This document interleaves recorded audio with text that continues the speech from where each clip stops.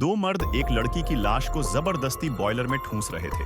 वहीं बगल में खड़ा बॉयलर ऑपरेटर बिना किसी हैरानी के सब देख रहा था, बल्कि उसने तो दो फावड़े कोयले भी और डाल दी। तभी उसकी नजर जमीन पर गिरे एक पीले हाई हील पर पड़ी। उसका दिल धड़क उठा। ये वही जूती थी जो उसने 2 दिन पहले अपनी बेटी को बर्थडे पर गिफ्ट की थी। क्या अभी अभी जो लाश जली वो उसकी बेटी थी? और कहता है, वो लड़की एक बिगड़ी हुई अमीरजादी थी जो गैर कानूनी कामों में लिप्त थी। जो हमने किया वो पब्लिक के भले के लिए था। इसके बाद वो आम दिनों की तरह उससे उसकी लिखी हुई कहानी पर बात करता है, लेकिन बॉयलर मैन का मन कहीं और था।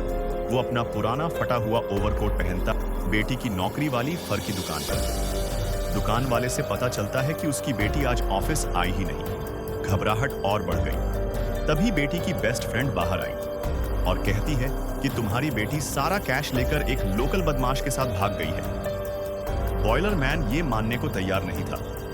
उसे यकीन था कि उसकी बेटी ऐसी नहीं है। 60 साल के इस बूढ़े बाप ने एक पल की देरी किए बिना दौड़ लगाई अपनी बेटी के घर की ओर।